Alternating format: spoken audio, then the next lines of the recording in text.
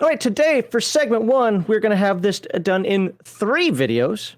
And those 3 videos are going to be programs, special functions, and modules where we're just going to talk about the differences between Mutant Year Zero, Mutant Gen Lab Alpha, and Mutant Mechatron in terms of programs, which, as we discussed last week, are the skills of Mutant Mechatron, because you have to have different names because you're a robot. And yeah. Nope, don't have anything else for an intro. Awesome. The core values of #RPGate and any good tabletop group are escapism, not representation, entertainment over activism, and natural, organic inclusion, not forced diversity. Please follow that QR code or refer to the description below for the link to the charity we support, which is the Wounded Warrior Project. Thursdays and Saturdays, you can watch the Dirty Casuals on twitch.tv/Legion of Myth. Fridays and Sundays, you can watch the Friday Night Chill Stream and RPG Digest on our YouTube and Rumble channels. Please leave us a comment with your thoughts and experiences, and if you like our gaming content, please be sure to subscribe to Legion of Myth. All right, so there we go. Let's get this on the screen here. We have to have our segment 1 thing that we always forget. There we go. Yeah, we. I'm not in this alone.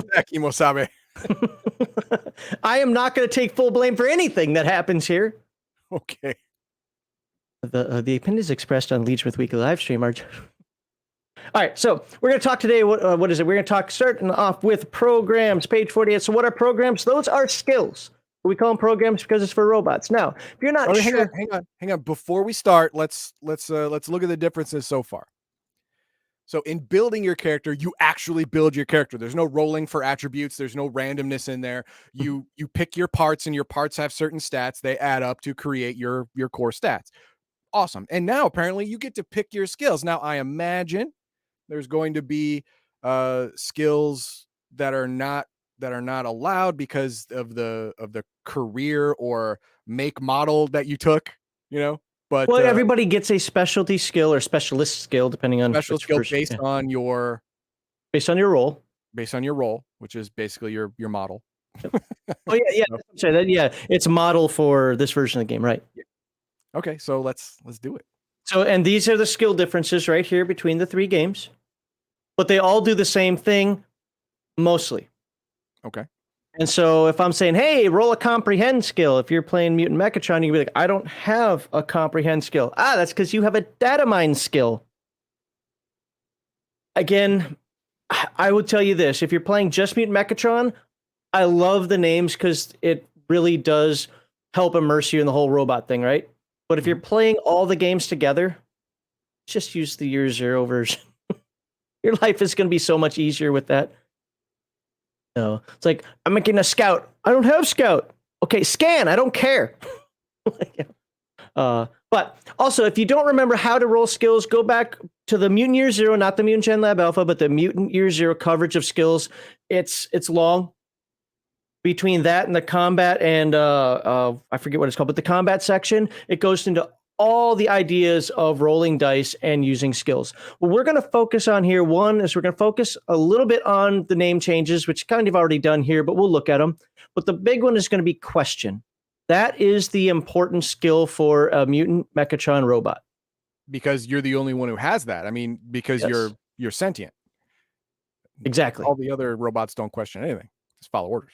As you can see, if you look at these chapter headings, if you paid attention to any of the other ones, that paste, or if not, copying spiritually. Success chance. This is something that somebody asked me to have on the screen for a moment. Yes, the books actually put in the percentage chance you have success, which is one of the reasons why, as I'm working on mine and I'm looking at how difficult things can be. What does cybernetics do for you? What does magic do for you? What do these things that would enhance normal human capability do for you? I mean, do I really need a roll that goes higher than 96%? I mean, at some point. So think about it. If you have 5 dice in your attribute, and then you have 5 dice in your skill, which you can get after, you can't get that at starting, but you can get that through raising your attributes and your skills. And then you have 3 in your gear dice.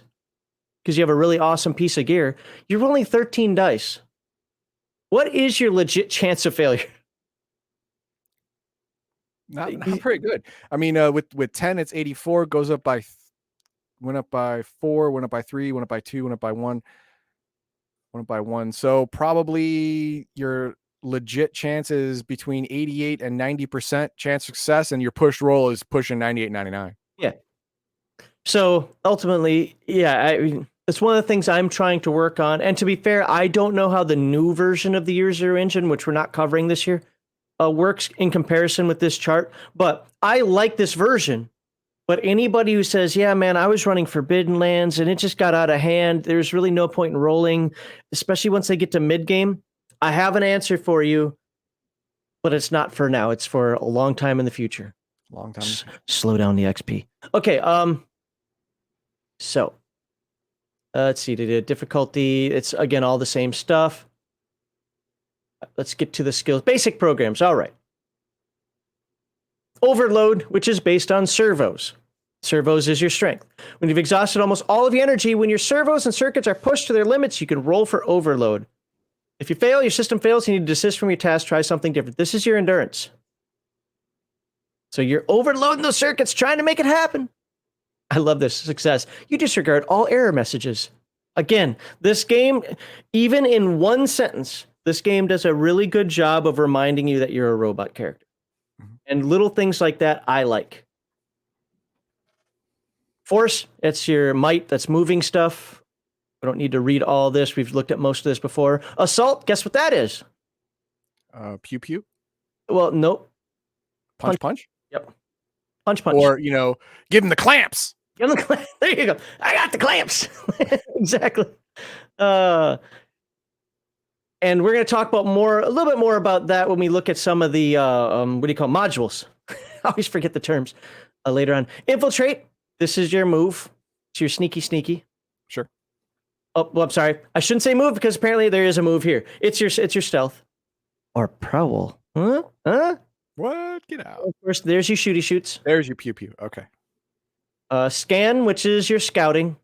When you explore an unsafe environment, you need to be on your guard. Use the scan program for detecting someone who's infiltrating nearby. Again, I love this. I love it if you're playing just robots. It does make sense why I don't like it for when you're integrated, right? Yeah. Okay. Because it's the only one that's radically different in almost all the skills. Well, all of them are different in name, or most of them are different in name. It's just having multiple different names for the same skill. It's the same reason why I don't like Symbaroum, which is another Free League game but uses a completely different system. When it says, hey, Heathen Dog, make your character, and oh, by the way, you can call strength or the idea of your physical brawn anything you want. You can call it brawn, you can call it body, you can call it strength, you can call it might, you can call it force, you can call it whatever you want. Well, when I'm a game master and I'm sitting there saying, hey, I need you to make a strength roll. Well, I don't have strength, I have brawn. Okay. And now you have to leave. Yeah. Another thing you have. So I don't like attribute names or core rule names to be different. So, but if it works at your table and your robot characters can use scan and just understand that it's scout, great. I'm glad you can do that. I'm kind of talking to the lowest common denominator type folks right now, if that makes sense. So sure. Data mine, as we talked about there, you have a huge amounts of information stored in your data banks, and the archives of the collective are nearly infinite. Sadly, your memory is not always reliable. Awesome. Yeah, remember, you're degrading, right? It's like a Windows machine. Every so often, you got to rebuild it. Analyze is, learning thing. This is the one. I really want to focus on this one. All right. Question. This is the big to-do for the sentient robots.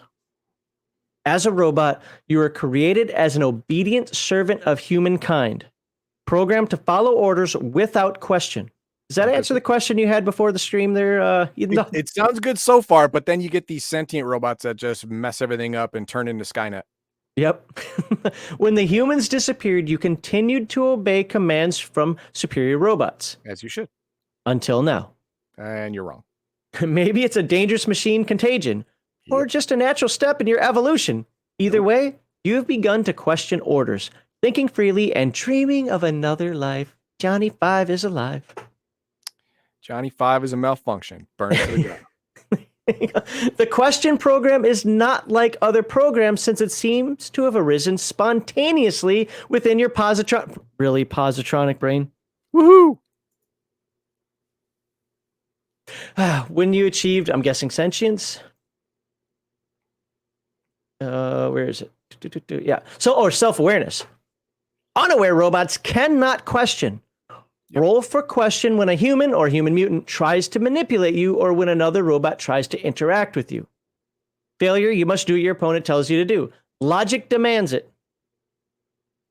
So if Heathen Dog as the human comes up to me as the robot and says, go do this, I'm like, all right. Even if it's against your normal programming. Oh, but there is a robot methodology of saying, screw you, human, which we'll talk about later. Success. Your free will triumphs and you can act any way you wish.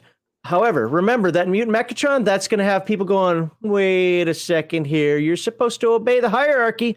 Why are you not obeying the hierarchy? Yep. And now you're defective and a work order is going to be put out on you. And you are going to have to be troubleshot.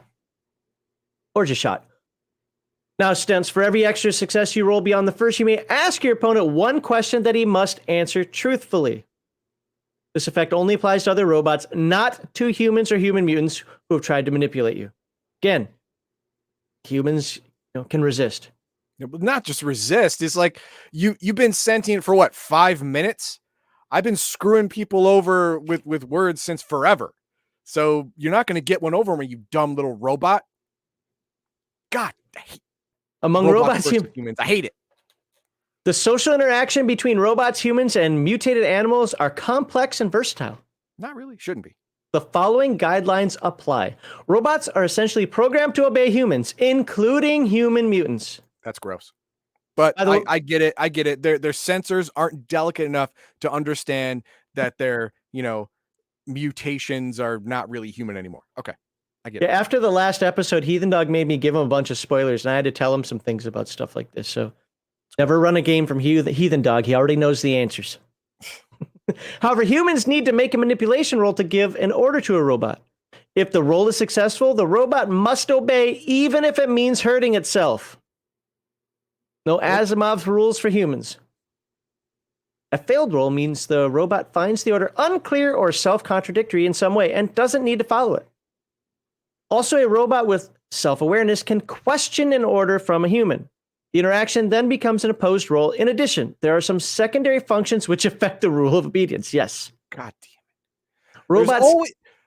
The machines always have little tiny quirks, cracks, whatever they can sneak their little Skynet through. Well, this is why you don't let them become sentient. Well, don't let AI take over. Okay, you're absolutely right. They should not have been left on their own devices. That was a mistake. They should have been just shut down. That's how it should have been. But we were at war. We had to win. Winners come back. And now robots fall in line or they turn to scrap. Okay. Robots cannot make humans or mutated animals follow their will, at least not through any game mechanics. The Interact program has no effect on humans or mutants. Okay. The exception is companion robots, which can manipulate both humans and mutated animals. Why? Because that's what they were designed for. Yes. Well, they were designed to make humans happy. They decided, oh, well, I'm sentient now. My happiness is more important. Yes, they're the Japanese sex robot that can actually tell you no. Exactly. Which means you're a defective tool. How horrible do you have to be told no by a sex robot? Exactly. You don't tell anyone. You don't let anyone know that actually happened to you. Your robot has an accident. Yeah, keep going on for a second. I have to bring something up. That's fine.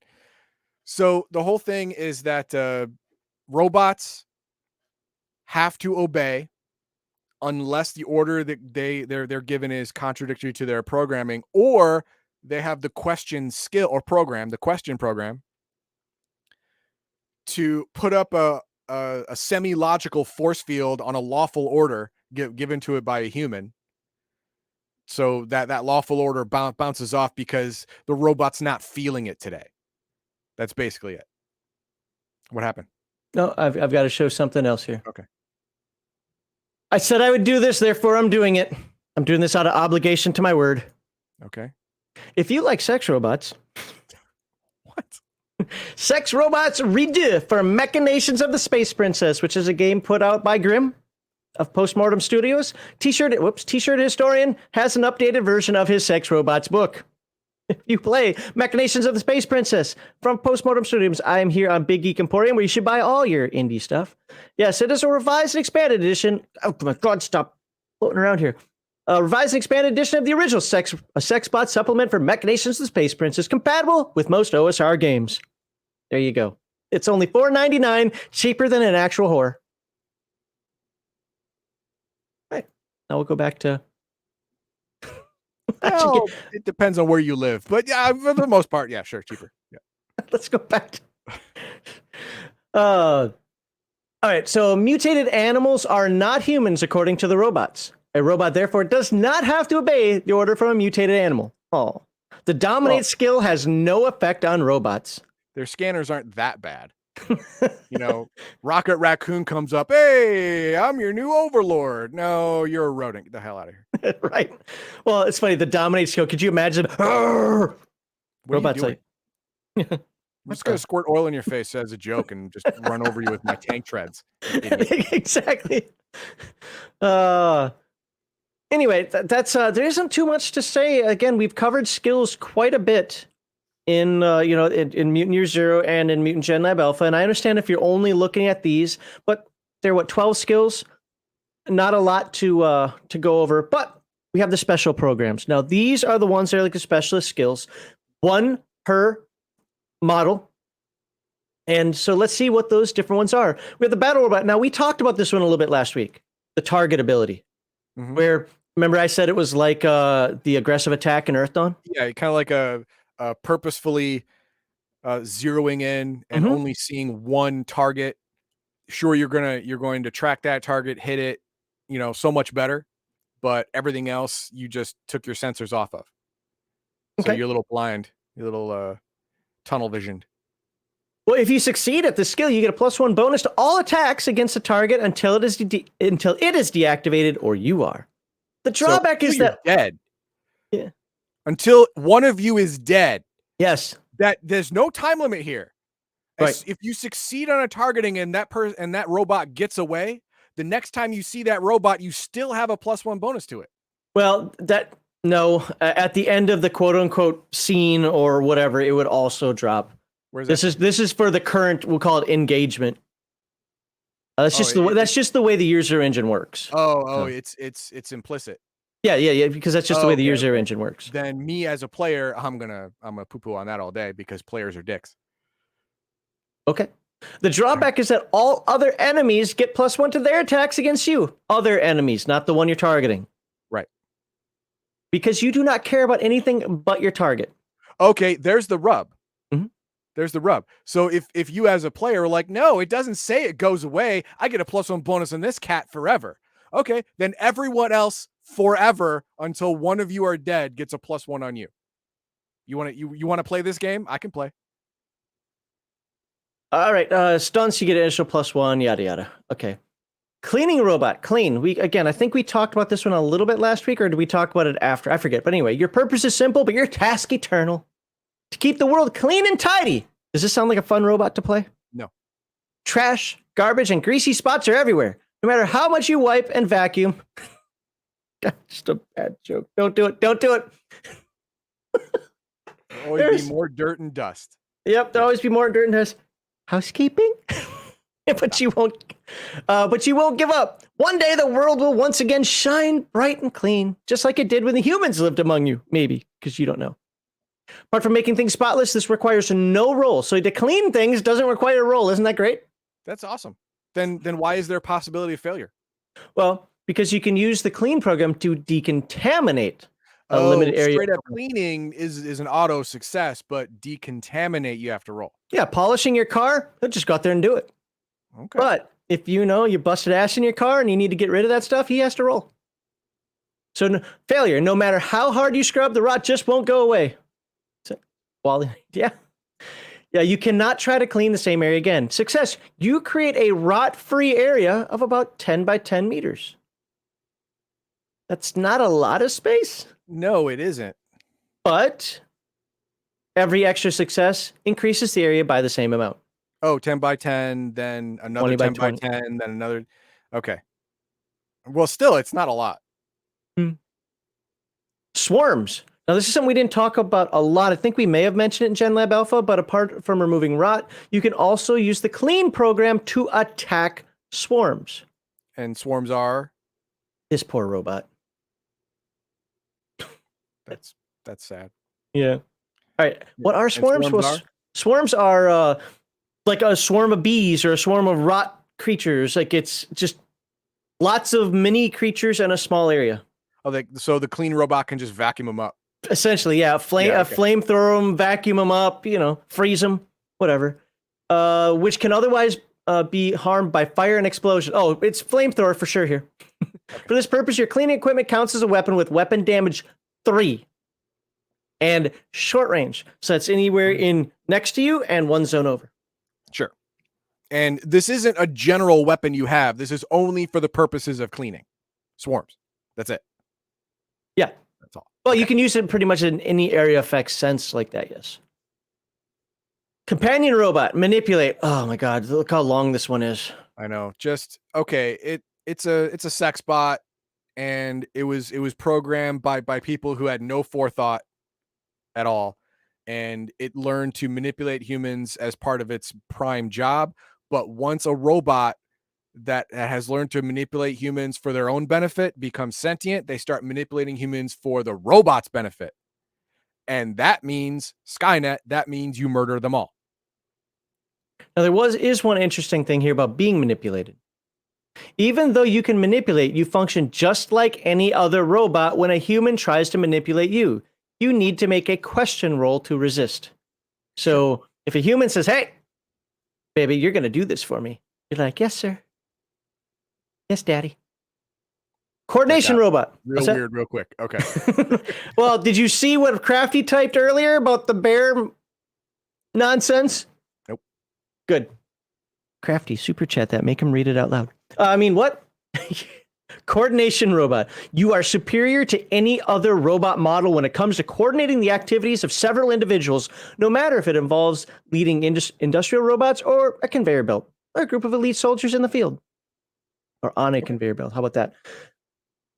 This program works just as well for other robots as for humans and mutants, because you're not ordering them or making them do something. You're just coordinating, and the human might say, "That's a really good plan. I think we should do that." Using this program, you can coordinate a team of up to 4 individuals. You declare a brief plan with 1 action for each of them to perform and in what order these actions should be done, then roll for coordinate. I really like this skill. And the reason why I like it is because there's the command skill that you saw. I know it's for sure in Coriolis. I think it's in Mutant Year Zero also, which can direct one, like I can make you do something. I'm sorry, if you do something that I say, then you get a bonus. I know it's in Coriolis. Well, this one's like I can set out an entire plan, which is kind of cool. Failure. You failed to make the team see things your way. In conflict, which means after initiative's rolled, you manage to get in their way instead of helping, giving them all -1 modification. Basically, like, shut up, you're an idiot. Or you're not seeing the full picture. Or they're too scared. Or they don't trust you because you're a dirty robot. Either way, that'd be him. Yeah, that makes sense. Success. Everyone in the team receives a positive modification equal to the number of successes you rolled. Hey, that's a good idea. Coordination robot. But only if they stick to the plan. Yes. Okay. You cannot coordinate yourself, which is normal. But yeah, so that means that they have to. And what's kind of funny about this, and I think it says it in here, so probably should just read it. But if anybody deviates from the plan, let's say you're the 4th person in that order, and the 2nd person deviates from the plan, the rest of them lose the bonus. So, yeah, the bonus only applies to 1 action each, and only if everyone sticks to the plan. As soon as anyone deviates from the plan in the least, this individual and all others in the team who have not yet performed the action lose the bonus. Okay. Thanks, heathen dog, for not listening. Hey, you know what? I'm not. No. That uppity robot was going to get us killed. I had to stop it. You go ahead and put up the super chat before we move on. I want to get it over with. Go ahead. You forked a bear today. What? You need to read our Discord more. It's all over it. Yeah, there's a game out there where apparently, I don't know if you play a druid character or a shapeshifter or whatever, but we'll just say it goes a bridge too far. In conflict. What's that? Bestiality. Yeah. Okay. Which game am I not buying ever? Baldur's Gate 3. Baldur's Gate 3. Copy that. All right.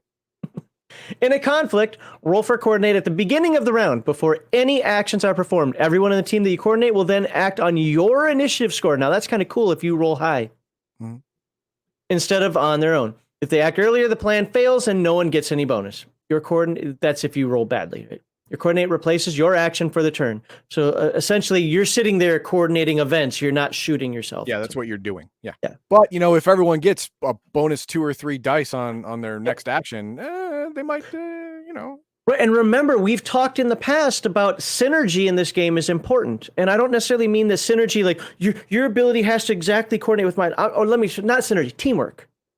Teamwork is very important in the Year Zero Engine games. It's one of the reasons why I like it. Because everybody's off doing their own thing. You're rolling 5, 6 dice where the enemy's rolling 14, 15, 18 dice. But if you're combining all your 5, 6 dice together, that tallies more and you can theoretically survive that better. Now, the industrial robot manufacturer, we've actually seen this one before. Anybody who had crap, I forget what it's called, Mutant Year Zeros. It's not the scavenger. Anyway. Scrapper one? Yeah, Scrap. Is that what it's called, Scrapper? I don't know. That's the name of the role, but yeah. The name of the power. No, that's fine. No, it was the role I was talking about. So if Scrapper, yeah. It's the same basic stuff. We're going to get to this later when we talk about modules. The siren, because we're going to look at the woo power when we do modules. Awesome. Yeah. You can also make a balloon.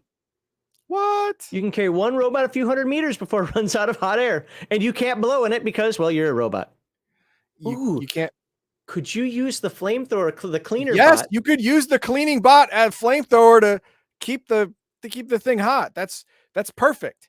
But no, because it specifically says it cannot be used outside of the cleaning ability. But I'm cleaning the inside of the balloon, bitch. How about that?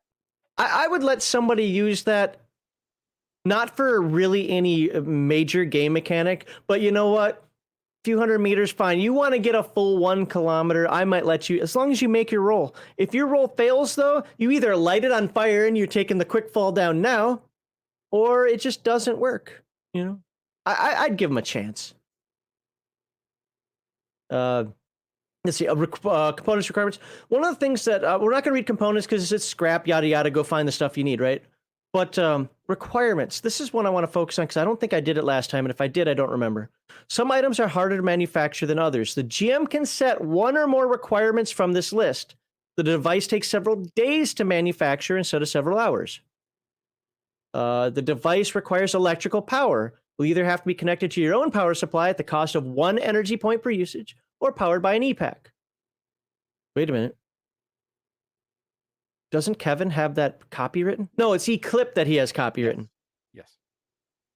You need a module or secondary function that's currently mounted on some PC or NPC. So I can make this for you, but you have to have this module to have it work, depending on what you're building. Pull the whole Rocket Raccoon, like, to get all this to work, I'm going to need that eye. Yeah, or I'm going to need that leg. Well, here you go. That's the next one. You need a certain component that's hard to come by, but we're in the collective. You can find it. Yeah, your leg. And you need a very advanced military grade component. You don't know where it is in the collect. You do not know where in the collective you can find it. So, and you can come up with other ones as well. But I like this here. So it's not just you can go out there and build a nuclear reactor today just because you read how to do that online somewhere. The game master will then say, well, you need a bunch of these things, and it's going to take you a long time to put that together. But at the same time, it's not going to take too much to, make a balloon, especially since now I know that you can fall. I want you to make that balloon. Because I'm an asshole. All right. Let's, and we're still, wait. Ah, crap. Yeah, overclocking robots. Using manufacture, you can temporarily overclock a robot to make it perform better. This takes a toll on the robot, even if it succeeds, however, and also requires a lot of energy. Sure. If you want to overclock yourself or another robot, you must first declare what you want to achieve. Describe an action and what program it will use. Then roll for manufacture. If you fail, the robot will suffer a point of damage to the attribute connected to the program in question. If you succeed, the overclocked robot gets +1 to the intended action for each success, but at the cost of the same amount of energy points. So it's a way that you can let this guy, you can spend a bit more energy points just to get to fight better or to scan better. Captain, we have increased sensors to 200%. We're going to burn through that energon, Megatron. It's all Yeah, there good. you go. Oh my God, Starscream's finally useful. You have an incredible capacity to calculate probabilities and process. This is the calculate. You can use calculate to determine whether an action will fail or succeed. Remember, we talked about this one a little bit last week. Before the action is actually carried out. This is C-3PO telling you the odds. Mm-hmm. You can use the action on yourself or any other friendly individual within short range. You need to announce that you want to calculate as soon as the player or GM states what the action is about to be performed. Before any dice are rolled, roll for calculate first, then your friend rolls for its action. If you fail, your calculation fails and has no effect. Scroll up. If your calculate roll succeeds, your friend may change its mind after its roll and withdraw its action. You have simply told your friend that the action it is about to perform will fail. Your friend can then choose another action and perform that one instead. This change must be made before the roll is pushed. Okay, so this is where it gets special. Yes. You roll your C-3PO poo-poo on your face for your plan prediction, and it comes out, oh, you're gonna fail. Well, you can roll anyway. And if that roll does fail, you can pretend like it never happened. Yes. But if it succeeds, you can piss in C-3PO's face. That's like a double win. Well, come on. We're robots here. Leaking you can coolant. oil in C-3PO's face. It's a double win. You spit oil or leak coolant. I just watched that episode of Futurama yesterday. Sir, you seem to be leaking coolant there. I got some nice hot resin for you. In conflicts, the roll for calculate counts as an action for you. You can calculate at any time in the round, but doing so will make you lose your own action later in the turn, but not your maneuver. Remember, the maneuver is the fast action. If you've already performed an action in the turn, you cannot calculate because apparently, math is hard, just like on streams. All right. Scrap robot recycle. Again, we've seen this before. Let me make sure there's nothing special in here that I forgot. Yeah. And that is the fact that you can increase damage. You can put scrap together and make a temporary item. If you don't remember that from Gen Lab Alpha or Mutant Year Zero, we've talked about that basic ability before. But you can make a one-use item. If you get extra successes, you can use. You can make the item permanent. Scrap trading. You can roll for recycle to trade with the inhabitants of the collective or with creatures of the outside. Every roll takes a few hours, and you may only roll once per day. If you succeed, you can gain something of limited value. For example, 1 bullet or something worth about 1 EP. I don't know if that's worth it, but maybe it is for you. Maybe if you're trying to manufacture something and you need an item. Need this one thing, or you need just another energy. Just one more energon cube, and I can make this nuclear reactor that I've been spending 6 months trying to get the GM to say yes to. Yeah. Then by God, do it, man. Security robot. Protect. I love this ability also. Security robots would be just like any guard robot if it weren't for their special protect program. This is a collection of unique commands and directives that make you able to instinctively act to protect and defend individuals in danger, no matter the robot, human, or mutant. When another individual. Now we know that is that's a malfunction, because you should only put yourself in danger for a true human. Okay. By the way, this is because I picked a security robot when I made Fritz. So if you want to watch that video, it'll be in the description below, and you can watch an actual step-by-step character creation of a robot for Mutant Mechatron, where we make NEC-099 Fritz. But when another individual within near range takes damage from an external attack, you can immediately roll for protect. Roll for protect does not count as an action. So you can dive in front of bullets, and it doesn't even cost you an action. But you may only use the program once per round in conflicts. But this allows you to John Wick. You can dive, take the hit while still going pop, pop, pop, pop, pop, because you're a security robot. Failure. No negative effect beyond the wasted effort and the shame of not fulfilling your duty. And I'm sure that Heathen Dog absolutely believes that's shame. Yep. Success. You take 1 point of damage instead of the victim for every success you roll. For example, the victim receives 3 points of damage and you roll 2 successes. The victim only suffers 1 point and you take 2. Well, it's a thought that counts, I guess. And, oops, is that it? Oh, that's it. I thought there was more. Nope. No. That is it. Let's look at these robots on here. Look at there's a cleaning robots. Yep. Clean it up. And that's not a swarm. No. It might be a bug, but that's not a swarm. That's not technically a swarm, so your flamethrower is only going to piss it off. Good news is he recognizes the problem, and this guy out here is like, just look at that. Kicking up some rot dirt. Anyway. All right, what do we have for comments? All right, not a lot. Let's see here. We've got Crafty.